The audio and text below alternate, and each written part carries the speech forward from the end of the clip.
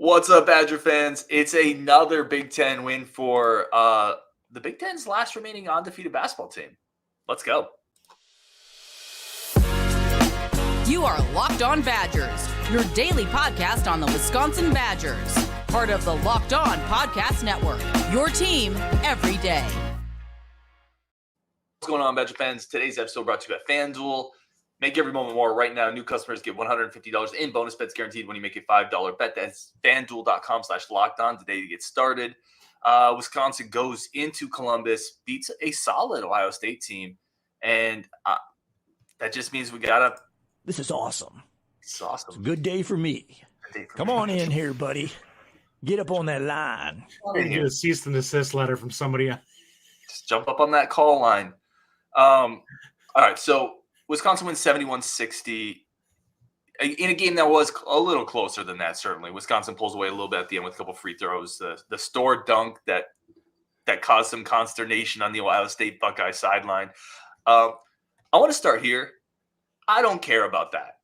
And I don't care. I've never been the type of guy who cares, Justin, about that one way or the other. Like, if you don't want someone to dunk on you, this is D1 basketball. Like, it is what it is. I just don't have a big issue with it. That was guards moment, like the old Badger team when they had the alley-oop with Alana Tucker. I remember. Yep. I just doesn't bother me. Unfortunately, it's the Ohio State coaches. Holtman's a lot less worse of a coach. That's true. I mean, here's the thing. There's a line between showboating but if they're going to play defense all the way to the whistle, if they're going to try to get steals all the way to the whistle, then you play it both ways. That's how I always look at it. If you wave the white flag, we'll wave the white flag. If you keep pressing, and this is something, Juwan Howard, if you remember that famous dust up with him and Greg Gard, he kept pressing and trapping. Then he got ticked because we kept playing. Like, the same situation is here. It doesn't bother me. But let's get into the game. What's your biggest takeaway? So I always like these shows because we're coming right off the game. We haven't had a lot of time to think about it. What's your biggest takeaway from this Badgers win? This is the first time since Arizona I've seen them kind of struggle in a game. And for a period there in the second half, they really did struggle offensively. They were really uncomfortable. Ohio State was flying around. Now, I don't think Ohio State's a particularly good defensive team, but they were really physical and they were very aggressive for a period of time there in the second half. And we really struggled with the pressure. We adjusted to it for about the last 7 or 8 minutes when we started to calm down a little bit and start making better passes and moving the ball better against it. And I think Ohio State just got tired because you can't defend that way for an entire game. Like, you're eventually going to wear down or you're going to start to make mistakes and guys are going to beat you. And we had a couple of cuts on them. That's exactly what happened. Klesmit was the beneficiary of a couple of them. Jason Gilden says Max Klesmit for president. My big takeaway is you got to be able to win some games ugly. I think there is a ton of positive to come out of this because you're not going to win every game 85-70 or 85-72. You got to, if you're going to make a run, there's going to be a couple games where, and you sent it in a text in our group text, Justin, you're like, this is a rock fight. You use some other words in there that I can't say on a PG-13 show, but you're like, this is a rock fight. And good news is the Badgers can win a rock fight because that's what they did today. And by the way, they won a rock fight on the road in the Big Ten. Yeah, by double digits. That's a really good sign, Badger fans, because you're going to have more games where you look a little disjointed, you look a little off. Can you win the ugly game where you had a 7-minute scoring drought? They did tonight. That's a good sign. There was about 3 minutes left, and I was questioning whether we were going to be able to win this. And it was 3 or 4 minutes. It was when we were up like 3. And I'm like, I don't know if we can hold on to this because if they hit a big shot, the crowd's going to get into this and we're going to be in trouble. And it never happened, thankfully. They went cold too. Yeah, I thought we defended pretty well tonight. We struggled with their athletes a little bit. Like, there were some spots. Crowl, oddly enough tonight, I didn't think he was great defensively, but he had a couple of big blocks. And he actually dropped in coverage pretty well and picked up. He just didn't necessarily always affect shots as much as you would have liked. And that's never really his game anyway, right? It's not. Vertical. That's what you're hoping for Winter next year after he puts on 15 pounds of muscle. That's not his game. Mike M says, I made the show first time. What's up, Mike? That could be a Mike M I know, which would be really cool. I don't want to put the last name out there because I'm not sure if it is, but if it is, welcome friend, and if it's not, welcome new friend. Like I'm all about friends on this channel, but that could be a Mike I've been to games with, so I'm certainly excited about that if it is. If not, like I said, welcome new friend, also named Mike M. Yeah, I think parts of this thing. I always take notes during games so I can just kind of regurgitate on the therapy show. Crowl certainly wasn't himself. That was the first thing I said. You pointed that out as well. But even not being himself, like I have a lot of respect for a guy who'll go out there on a bum knee and play 28 minutes. Like he still gave you something, right? And 28 minutes isn't easy in the Big Ten playing the pivot when you're playing on a bum knee. So I thought that was impactful. We got 7 points out of Winter, who the big takeaway I have on him is when he gets the ball in the post, he doesn't seem to have an idea quite yet. And I think that's just because he's not strong enough to really feel like he can play off the guy that he's just trying to actually gain any type of ground and stability. And he's really struggling with that. Realistically, I'd almost like him to face on a guy because it's like you're much better on off the dribble than most of the bigs that are going to be defending you, who are probably more comfortable playing on your back because you're not strong enough to really affect them. So I'd almost rather he drag him out if he's going to be in the post, but I don't know. I thought that he played really well. Like we know he's limited at this point. Like he's a work in progress overall, but you got 7 points out of a guy who has struggled to even score coming into this. And I think that was really big for his confidence, especially in a game against a team like Ohio State. That's actually a quality Big Ten team. He proved that he could do some positive things out on the floor. He's looking a little bit less hesitant with the 3-point shot, which is important for him because that honestly to me is the bigger thing with him. If he can just start to hit a few of those, it's going to change his trajectory. He'll be able to take people off the dribble from the perimeter. Yeah, I had a note on him too, and I agree. Like he is at this moment better facing up than posting up. I think that's a good point. He needs to look at the rim. Like, so Steph Curry has a famous quote. He said, the best pump fake is just looking at the rim. Because you look at the rim and the defense thinks you're going to shoot. Mm-hmm. Crowl or Winter, on the ball rotation, they run a lot of this pick and roll continuity where they're swinging the ball side to side, pick and roll on each side. And a lot of times Winter's the guy on the top of the pivot swinging that ball. He gets the ball, nobody's on him, and he just immediately catches it and swings it. Mm-hmm. Just catch and look at the rim, dude. Like, he needs, even some of his shots, I wrote it down, feel like secondary shots. They feel like thoughts that he catches it, he's not sure he wants to shoot, then he looks, then he thinks about it, then he shoots. He needs to get in the rhythm of just catching it and shooting it. And I know he's young, and that's going to come. And when that comes, watch out. Like, it's going to be good, but he's not there yet. Yeah. Unfortunately. If we're lucky, it will be the end of this season. If we're not, hopefully next year he's going to look like a completely different player. And he will, mark my words, he's too good of a player not to. Yeah. Like his upside is better than Crowl. Dark Ray says his shot form is so smooth. Zesty matchup says Winter just seems young. Time is what he needs more than anything. It's all true. Mm-hmm. Both of those points are completely accurate.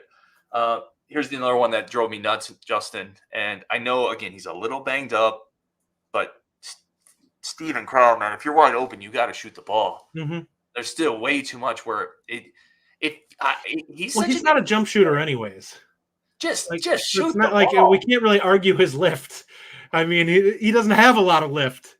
He kills me, man, because he's a set shooter. There's so many players who shoot like 24% from three and they jack like 11 a game. He shoots like 65% this year. And you're like, will you please, sir, shoot another? Mm-hmm. He's like, no, I'm good. It drives me nuts. So those were some of the notes I had. The other one I wrote in here is I like Connor continuing to work into this mix. Like, it wasn't a great Connor game, but he had 8 minutes. It feels like there's a concerted effort to get him continuing in this shot mix. Ran a couple sets for him. He plays hard. It looks like he's playing hard right now. Yeah. Blackwell struggled a little tonight. This is the first time that I saw the other team's athleticism seem to affect him. And it seemed like he struggled that because he couldn't just blow by people. Mm-hmm. And a couple times you can see that he just doesn't have great lift. That one where he got blocked, I can't see him making that shot either way because he just really had no lift. Yeah. That wasn't going in. Connor being able to provide something in a game where Blackwell's not necessarily a net positive is nice to see. Well, let's take a quick break here for friends of the show. But I wanted to bring up after the break something you mentioned about Connor before the show, which I thought was a really good point. And then I do want to ping you at the end of this show, Justin. Who are your top 3 favorite portal guys that have come into the football program this year? Okay. I'm just curious, who are your favorites? Not necessarily the best or whatever it is. In the comments, who are your favorite portal guys that have come onto the team this year? But first, a quick break for our friends of the show over at FanDuel. FanDuel is the number 1 spot for all of our sports betting needs. Futures, parlays, teasers, everything is there for all sorts of sports, many of which I don't even understand, but that doesn't mean I don't put money on it. You gotta roll the dice sometimes.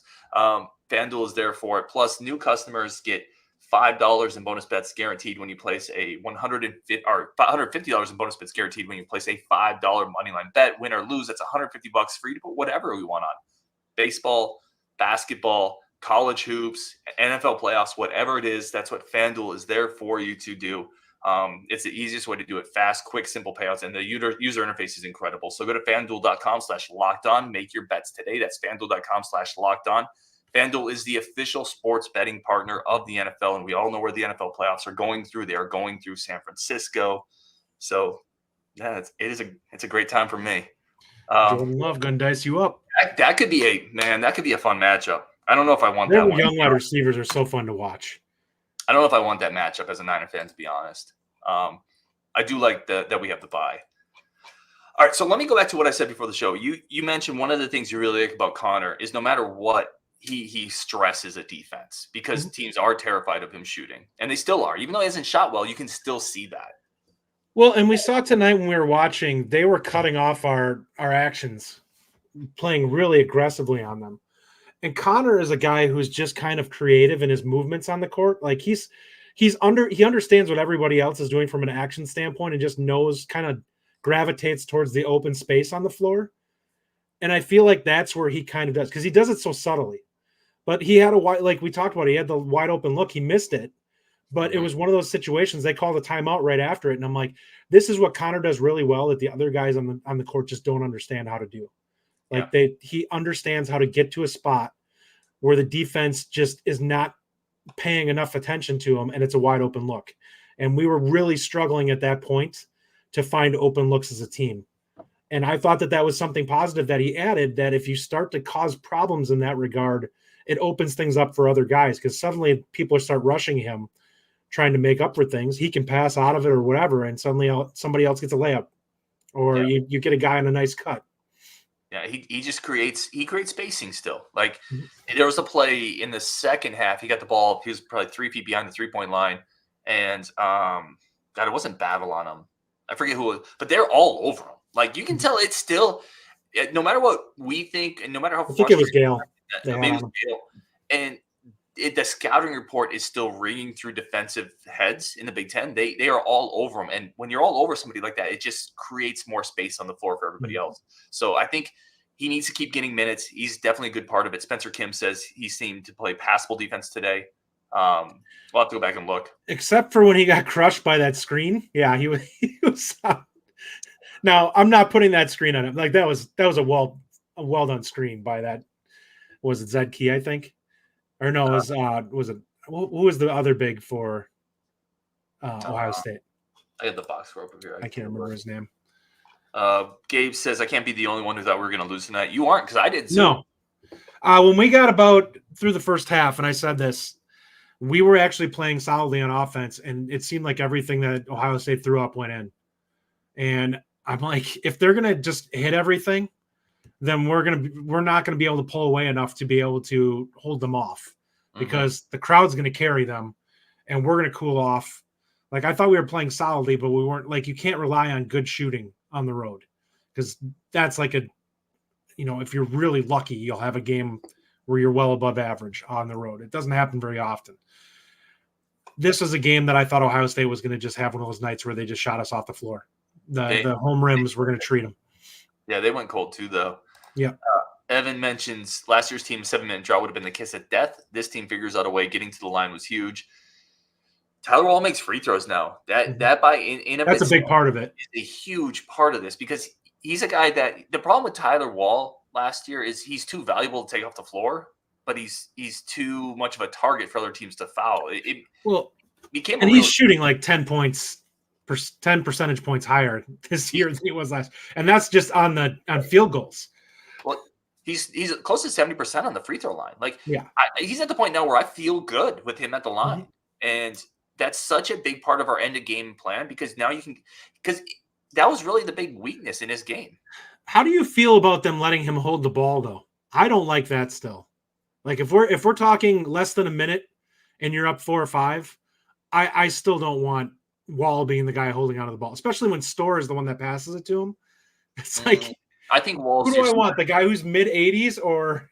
I trust Wahl to make decisions though more. I do. He's a better ball handler probably too than Storr. Yeah, I don't hate it. I understand your point for sure. I just trust him to make decisions. And now that he's confident at the line, I mean, I want him or Hepburn with the ball at the end of a game. Yeah, so I'm okay with it. But I do get your point on that. Or Klesmet, who's shooting close to 90%. Yeah, Blackwell, who never misses if he's out there, but he wasn't out there. Commandant Klink says 18 points for Klesmet, all in the second half. We do need to talk about the second half explosion for Klesmet. The second time this year he's done that. If you remember the Marquette game where he went atomic in the second half. We're talking about Connor finding open space. Klesmet did a really good job of it. Now, he was doing it within the offense. That was where he was supposed to be. But we made the correct passes down the stretch. And he was wide open for nice, clean looks. There's a couple of times where I sat there and I thought we were going to force the post. And it was really nice to see them avoid that and just kick it out to Klesmet instead. I'm like, thank God. I'm like, we haven't been hitting these, but for the love of God, give it to the open man. Yeah. The one thing with Klesmet, man, I wish he would be more aggressive. I wish he'd be more consistently aggressive because he's really good at drawing fouls when he attacks the rim too. Yeah.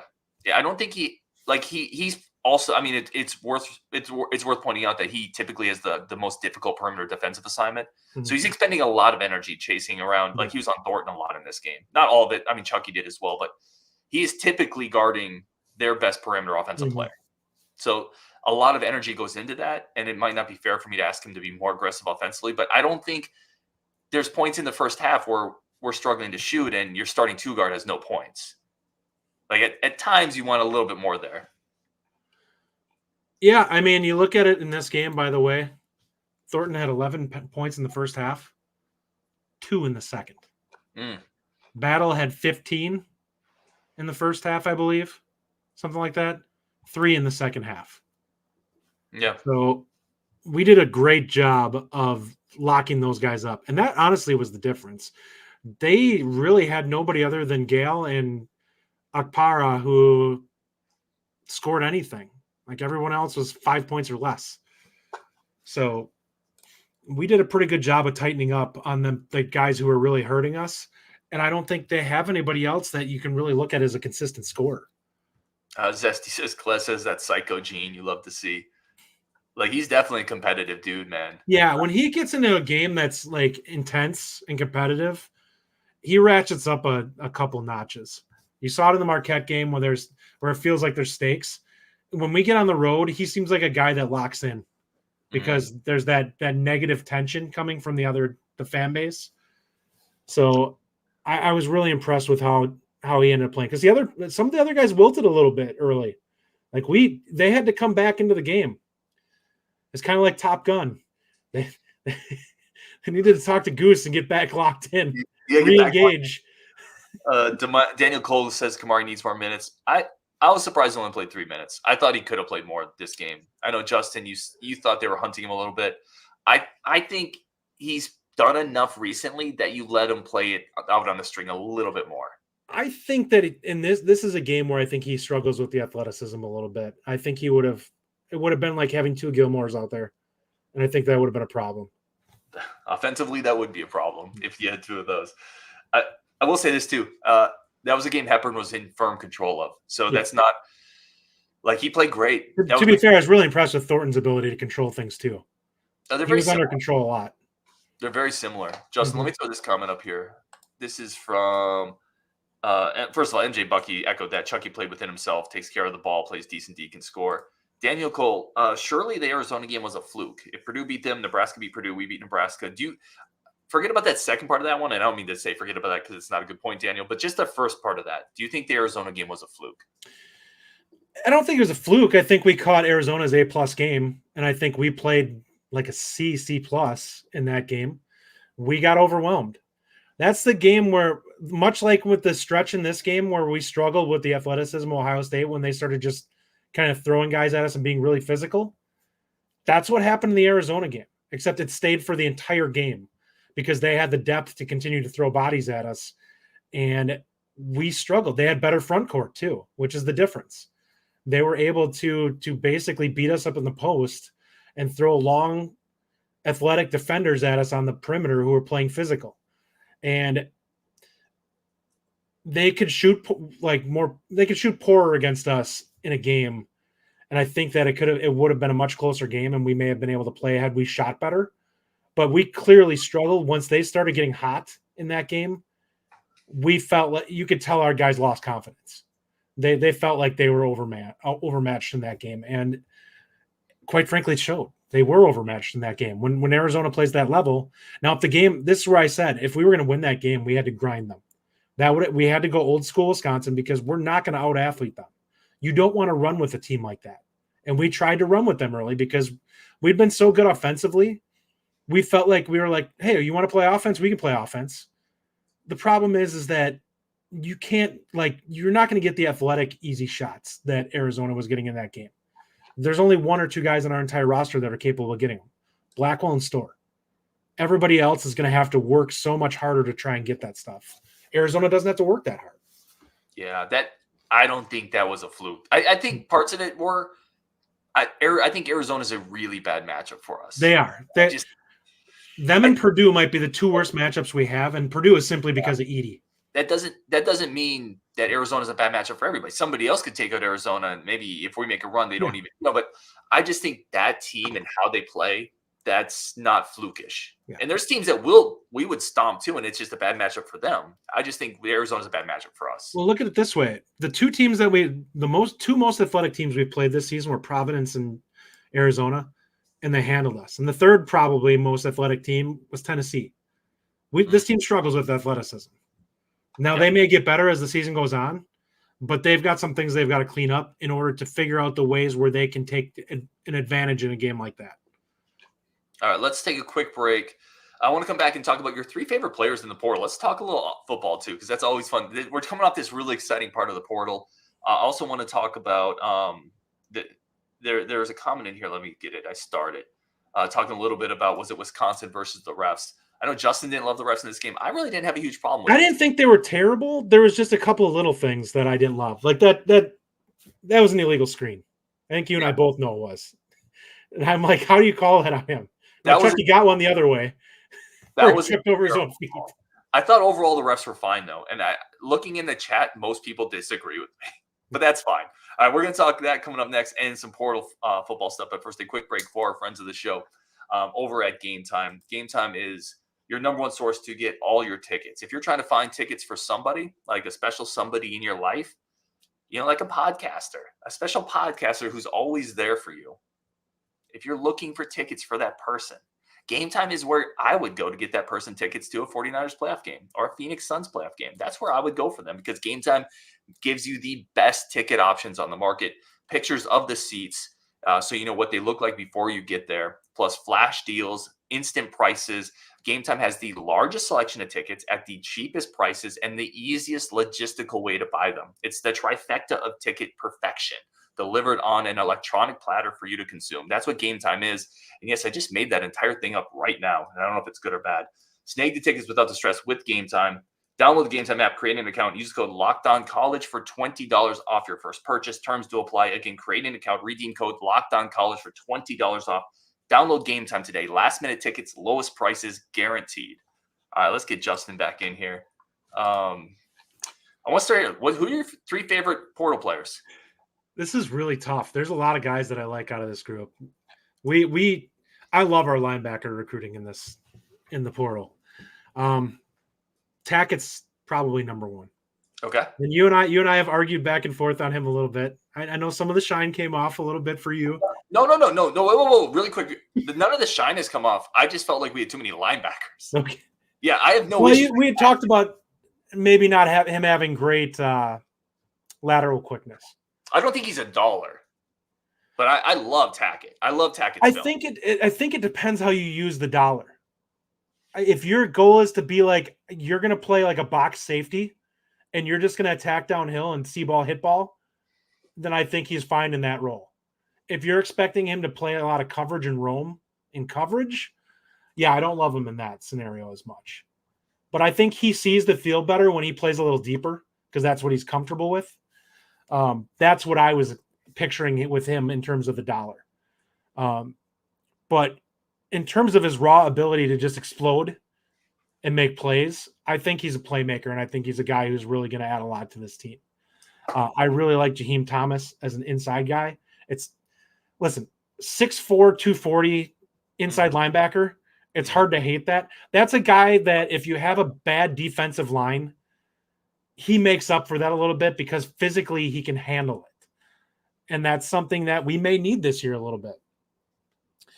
Man, it's hard. I want to go, like, I could even dive further. I really like Henry. I like McGowan. The athleticism that we added in the transfer portal is really impressive. I got the list of them all down there, by the way. Yeah. And I actually am high on Van Dyke to a point. Like, I think that we're going to get more out of 3, Justin. Who's I know. Well, okay. Here's my, I'm going to give my quick quarterback summation real quick. It's not one of my 3, but I think it's really hard for us not to get more of the quarterback position than we did this year, statistically speaking. Mm-hmm. So I think that there's a lot of opportunity for us to be better there. I would probably say as a weapon, I like what McGowan brings. I think there's a chance for him to be out there and play. He's got his feet wet in a college program, learning kind of the intricacies of playing tight end at the college level from a program that was really good with tight ends. Kelly is a really good guy to go under for your freshman year and to learn how to play tight end in that type of offense. So he's probably a guy that's going to be, I would say he's probably going to be more advanced than Ashcraft coming in because he was with a school that's really, really wants to showcase the tight end position. But athletically, I love his ability as a receiver. I think he has some great ability to flex out for us and cause some mismatch problems as a 6'4", 6'5" guy who can run and just be a big target. This is the longest answer to who are your 3 favorite. I gave you my 3. Two linebackers, 2 linebackers and McGowan. I love it. I love it. No, I love it. They're all kind of clustered, man. It's a problem. I love it. We had a couple comments in here from people. This one has his 3 favorite as, oh man, my bad. I lost it. Here it is. Tyler Streeper has Jaheim, Van Dyke, and Walker, the running back. Jordan Runge has Tackett, Thomas, and Tyler Van Dyke. This is going to basically be my list. That's where I'm at with Jordan. I love Tackett. I was just starting to get a little squeamish with all the linebackers and no defensive linemen, but I love Tackett. I think Jaheim Thomas, with what he did in the SEC and his familiarity with Fickle and his staff from Cincinnati, that just feels like a perfect fit. You are finding a guy with experience in the system, production at the highest level, experience in this scheme. Like he knows Tressel. That's perfect to me. And then I'm always going to default to the quarterback. I think Van Dyke has upside as a guy who pushes the ball downfield. He's not perfect, but he's a quarterback. And a quarterback, if he hits at 80% of what he could do, that changes the dynamic of the team.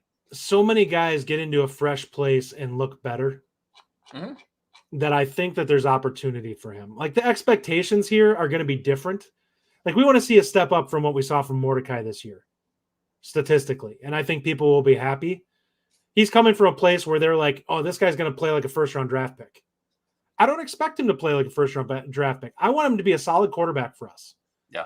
If he can give us 20 and 10, I'd be ecstatic. 20 and 10 should be the type of thing we're looking for. And the only problem with Van Dyke is he doesn't necessarily fit the profile of like a solid court. He feels a little bit more bust to me. Like, yeah, he probably, but I think there's so many easy throws in this offense if you have things set up right.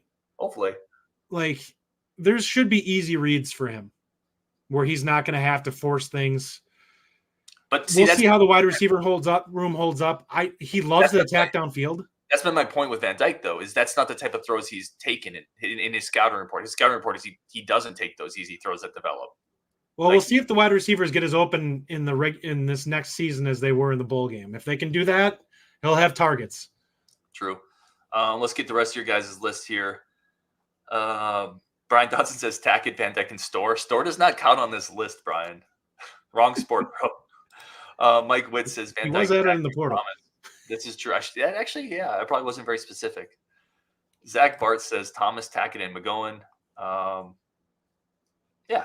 So good list. There's a lot of talent there. John Berger likes Delancey, Tackett, and LaCrue.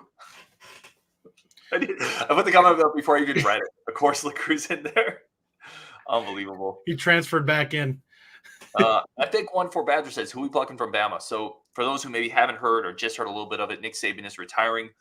What that means in the big picture is that entire roster has 30 days to transfer, essentially, if they want to, because their head coach left. That is probably the most, outside of it's them or Georgia, as the most talented rosters, just from a recruiting ranking standpoint in college football. That is going to be a feeding frenzy. Mm-hmm. It is going to be wild. So out of curiosity, you have a guy like Lake Kick Josh says he thinks that they're borderline. They probably have their guy already. Mm-hmm. Who do you think it is? Like I said, there's a power vacuum that's happening with this that nobody can truly fill, because you're going to be taking a guy who's already really good somewhere else and putting him into a spot where he's going to be like a poor man's version of Saban, and you're taking him away from a team that was really good. So there's going to be a power vacuum that somebody's got to fill going forward. It'll be really interesting to see how that plays out. Maybe it's like Ole Miss. I don't know. Like maybe it's Wisconsin. Maybe it's one of the other Big Ten teams that jumps into it and finds a place. But I think it's crazy to think that the recruiting is going to stay the same as it was at Alabama, regardless of who fills that spot. They're not going to recruit like Nick Saban. Like, I just don't think, unless you have the cachet and could say, I won 3 or 4 national titles, that you can sell yourself in the same way. Then again, who am I to say that with Ryan Day continuously being top 5, despite the fact Ohio State's not really, playing in title games even. I think that they will. It'll be really interesting to see. I think they'll sell the program, and the program will say we've won titles at the program, and that helps us recruit. I don't know. It's going to be interesting. Definitely something to track. What do you think? Out of curiosity. I have no idea. I mean, I think it's possible. So here's what I said. We were talking about this a little bit earlier. This isn't going to be a huge surprise to Bama. Like, they've known for a while that in a year or 2 years, 3 years, Saban's gone. So they have a list. Like this. Oh, yeah, for sure. This is not like Wisconsin getting blindsided by Bielema. So this is not going to catch them unprepared. That doesn't mean they'll make it the right move, but they've been thinking about this for a while, because there's been the rumors and the smoke on this has been there for a few years. So they're going to be positioned to make a big hire, because there's not many jobs better in college football. And Tyler Schreiber is saying Stark. I'm assuming he means Sarkisian. I'd be shocked if Sarkisian. That's one of the few guys that I look at and say he's downgrading going to Bama. Like, the resources and what you have available to you at Texas is better than what you have at Alabama. Yeah, sure. Bama was made by here's how I view it. Bama was made by Saban. Texas is a coach maker. Like, you can go, that is a program that is a blue blood, top of the line program, no matter what, because of the fact that it's got all the people in the world that want it to be a top team, and you have all the resources in the world to go with. And they're going to be there, whether you're a garbage coach or whether you're, whatever. You're going to get everything you need to be successful. Alabama, I'm not sure that it's necessarily there as much. Like, there's going to be people that are probably going to step back and be like, can this guy do it? I think Bama has everything they need to. I don't think that'll change. Like, Bama is that plays. I just don't think it's a set in stone that you put anybody in, plug and play, and can be good. But then you can't at Texas really either. So yeah, I'm not sure. I mean, we have some comments in here. Paul Christa, Bama. I would love that. Watch that program bottom out. Well, Kirby Smart, Bama. That would be a power play. Jimbo the shine is off of Jimbo. Bielema to Bama. Let's go. And Kirby Smart, by the way, probably is going to have a statue outside of in Athens. Yeah. After that, so I don't see him going anywhere. Harbaugh, Gerald. No, it's going to be fun. One of them in here said Justin to Bama. Let's get you on that coach. For $11 million a year, I will. I will go there, prove I'm inept, and get fired and take my buyout. That's what all the take my coaches. buyout. You get the buyout and you go off onto the beach for years. Then I go put it into the bank and just have my investment guy take care of it so I can live on the golf course or whatever going forward. I love it. All right, we're going to wrap it up there.